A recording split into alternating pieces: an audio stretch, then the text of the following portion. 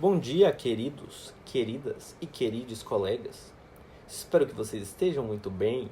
Hoje traremos um livro, uma obra muito interessante para comentar e compartilhar com todos vocês. As Cidades Invisíveis, de Ítalo Calvino, homem de origem italiana, nascido em Cuba, não é? Temos aqui alguns deslocamentos. Eu falarei um pouco da relação entre as cidades e os desejos e o desejo. Então, como não falar de cidades emblemáticas, todas elas com nomes de mulheres como Chloé, Valdrada, Olivia, Berenice, não é mesmo? Em Chloé, por exemplo, ao chegarmos na cidade de Chloé, uma cidade grande onde as pessoas que passam pelas ruas não se reconhecem. Quando se veem, imaginam mil coisas a respeito umas das outras. Os encontros que poderiam ocorrer entre elas. E as conversas, as surpresas, as carícias, as mordidas. Mas ninguém se cumprimenta. Os olhares se cruzam por um segundo e depois desviam. Procuram outros olhares, mas nunca se fixam. As pessoas que vivem nessa cidade são diferentes. Têm suas peculiaridades.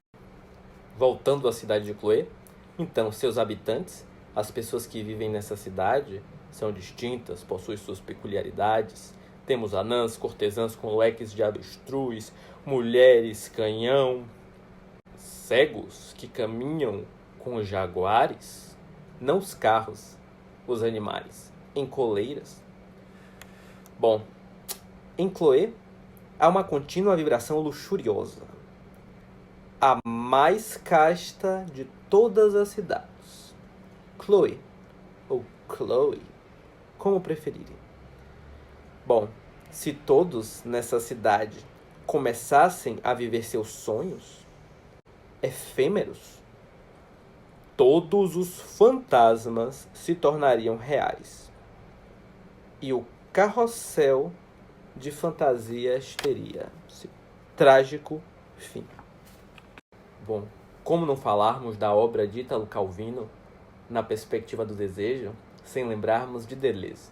Para Deleuze, o desejo é a produção. O desejo é a expansão na realidade, que é a única coisa que existe. É o próprio desejo que constrói a realidade. O desejo deixa de ser predicado e passa a ser sujeito. É ele que age. Eu não tenho desejo.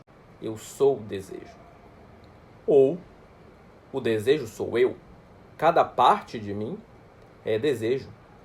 Quando me movimento, não é algo de fora que me movimenta, mas sim algo que está em mim, que transborda, que sou eu. Uma falta, na verdade?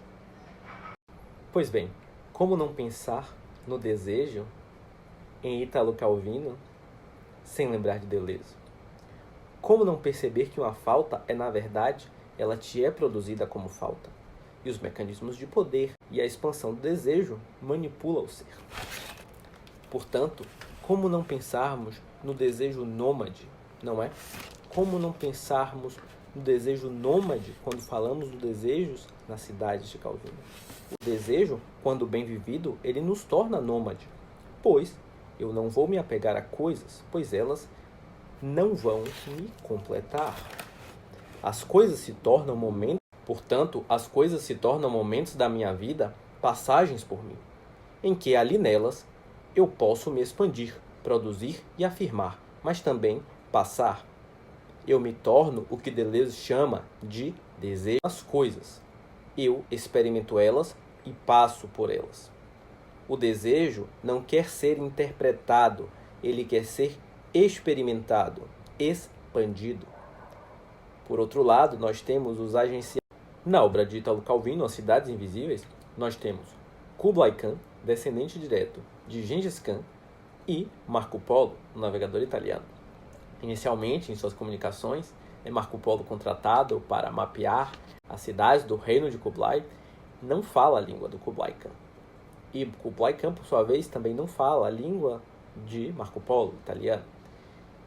Por sua vez, quando ambos aprendem os idiomas um do outro, Kublai Khan se queixa de que a comunicação deles havia piorado.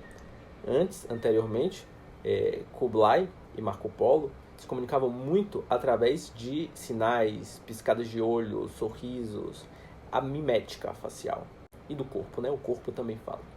No entanto, quando os dois entendem o idioma um do outro, eles terminam perdendo um pouco esse contato que eles tinham, esse ímpeto, esse interesse, entusiasmo. Ou seja, apesar do código da fala dos idiomas haver sido identificado, decodificado, né? As traduções que eram trazidas a partir do desejo de Kublai de entender como eram essas cidades, ele diminui, ele se perde, o que é muito interessante. Nós temos nesse reino cidades bastante, digamos assim, e o nome, identidade e sentido de lugar.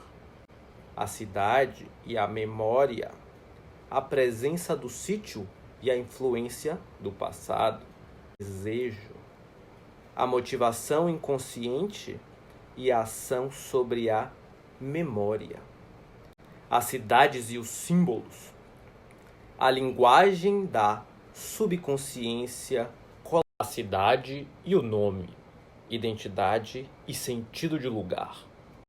A cidade e o nome, identidade e sentido de lugar.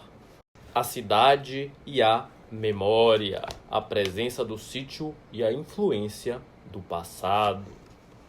A cidade e o desejo, a motivação inconsciente e a ação sobre a memória. As cidades e os símbolos, a linguagem da subconsciência coletiva e a imagem da cidade. As cidades delgadas, a busca pelo desprender da terra, a negação da imobilidade. As cidades e as trocas, as relações entre os habitantes. As cidades e os olhos, a visão individual e os engodos. As cidades e os mortos, engessamento, ciclo, fim de ciclo. As cidades contínuas, antropofagia, destruição do meio. As cidades contínuas, antropofagia e destruição do meio. As cidades e o céu, o ideal da perfeição do cosmos.